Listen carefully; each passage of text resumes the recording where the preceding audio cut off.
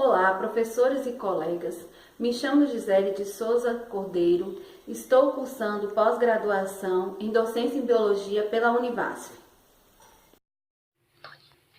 Olá, professor e meus colegas.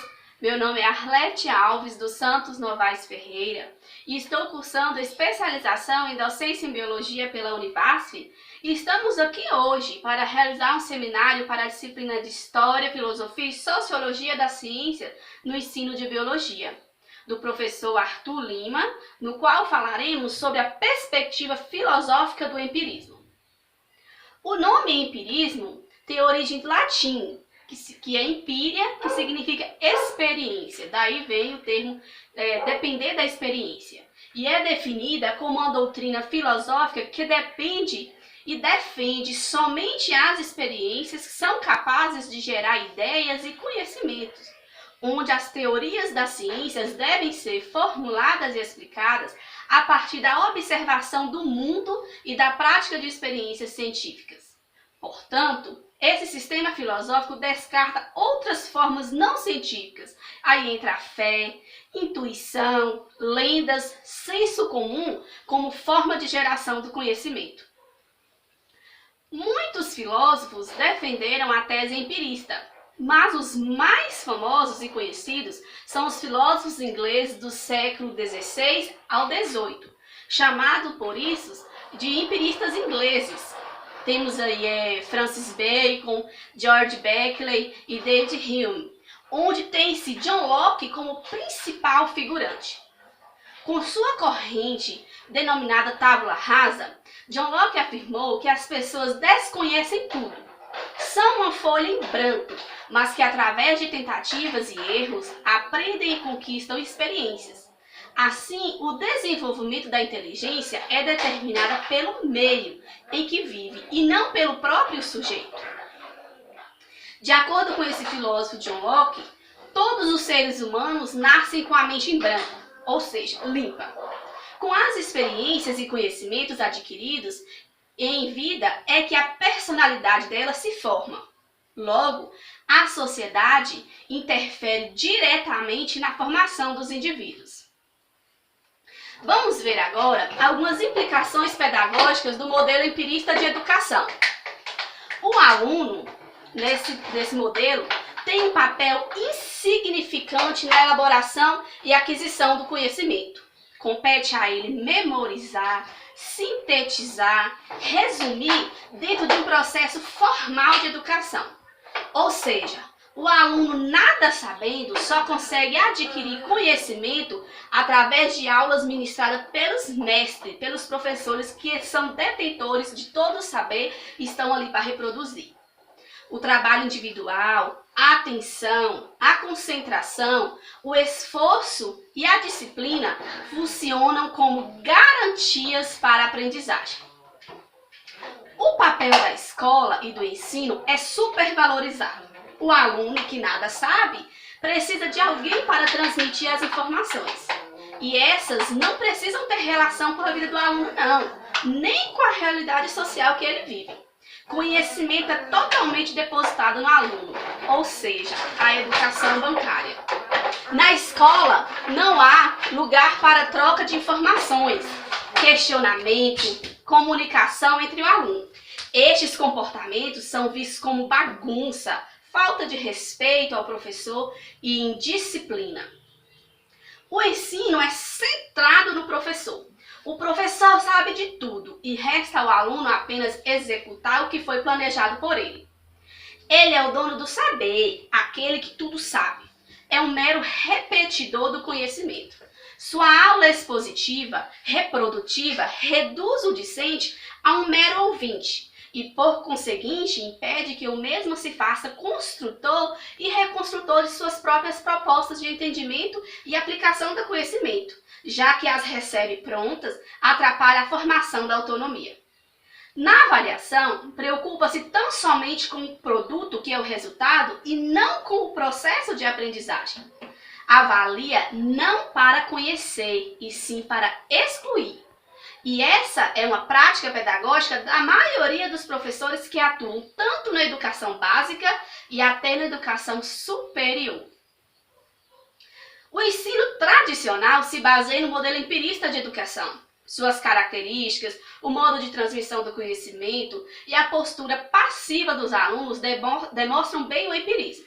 E vimos que isso acaba não estando muito distante da nossa realidade que vivemos. A teoria empirista trouxe contribuições para o cenário educativo atual, uma vez que a partir desse modelo de reflexão e suas contradições, percebe-se que torna imprescindível considerar os conhecimentos prévios dos alunos em seu processo de construção do conhecimento. Na modernidade, torna-se necessário ao professor perceber que o aluno não é uma tábula rasa, e sim possui experiências anteriores para a aquisição de conteúdos acadêmicos. A corrente empirista serve para a construção de práticas docentes baseadas na cientificidade. É essa perspectiva que deve nortear o espírito docente, levando proposta de investigação que possam desafiar as novas gerações para consolidar uma cultura científica pedagógica. Porém, deve haver entendimento de que a ciência não é o único caminho de acesso ao conhecimento e à verdade. Esse movimento dizia que tudo é proveniente dos 5 sentidos, que tudo para a gente conhecer é necessário já ter visto, tocado, sentido, cheirado, escutado. E na biologia é assim.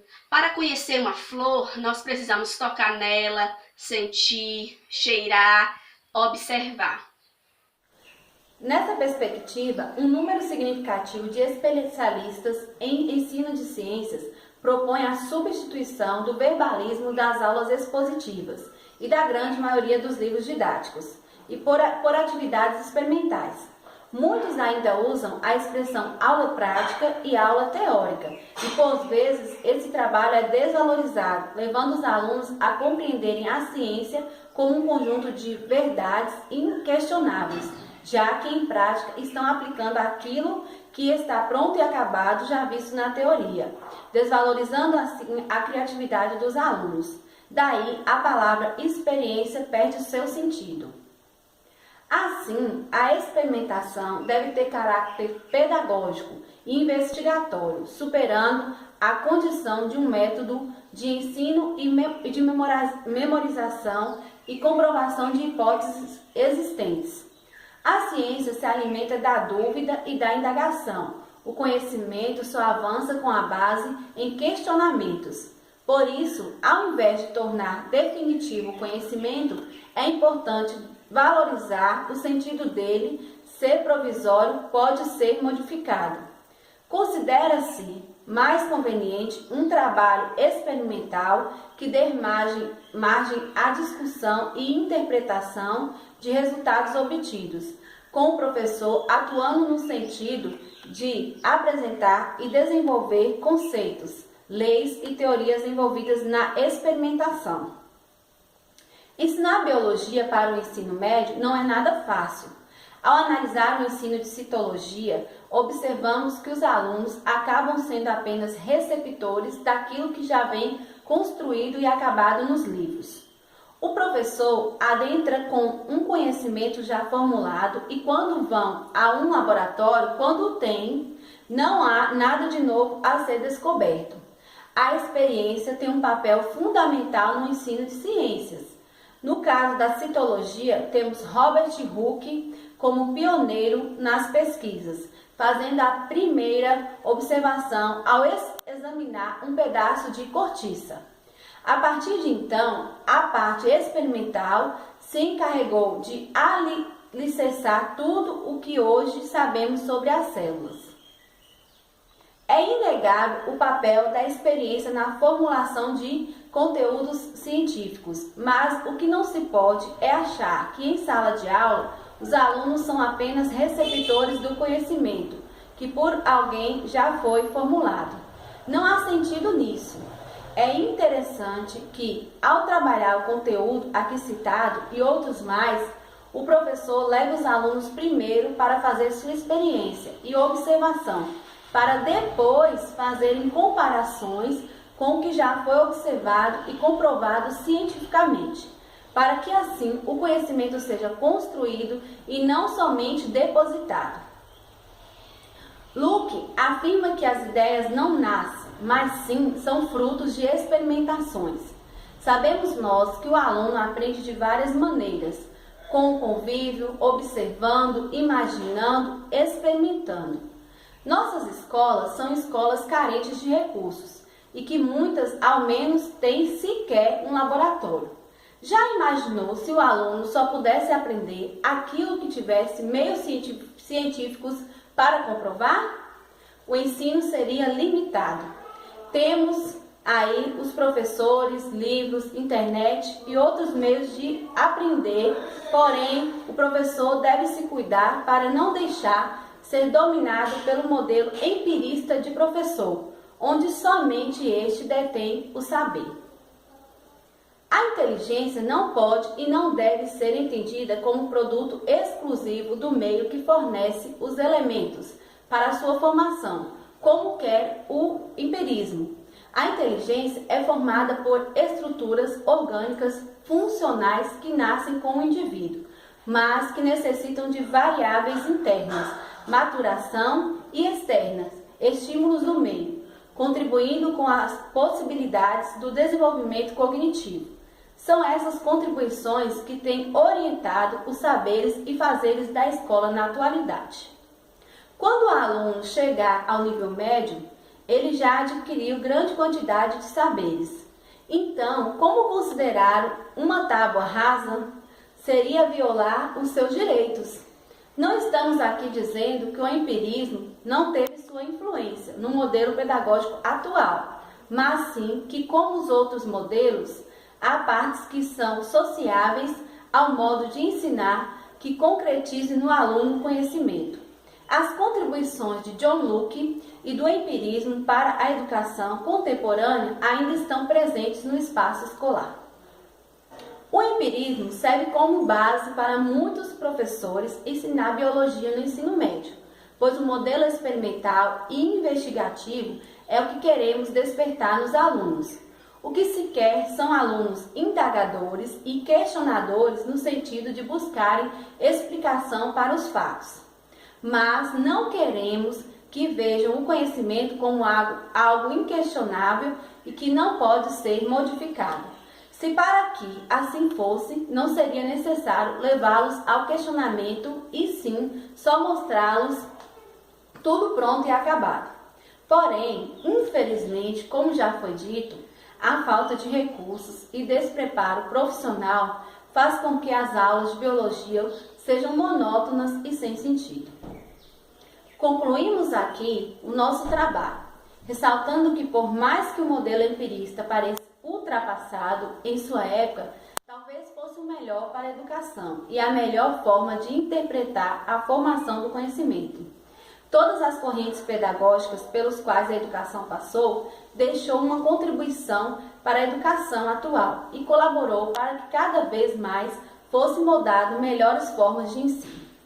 É lógico que não se tem a receita perfeita para o trabalho pedagógico, mas é necessário que saibamos lidar com nossos alunos e com a heterogeneidade existente em sala de aula, da melhor forma possível, para que consigamos aquilo que as outras correntes também queriam, o conhecimento. Queremos deixar nossos agradecimentos ao professor Arthur, pois mesmo sendo árduo esse trabalho, acrescentou muito em nossos conhecimentos. A educação é um processo social, é desenvolvimento, não é a preparação para a vida, é a própria vida. John Dewey.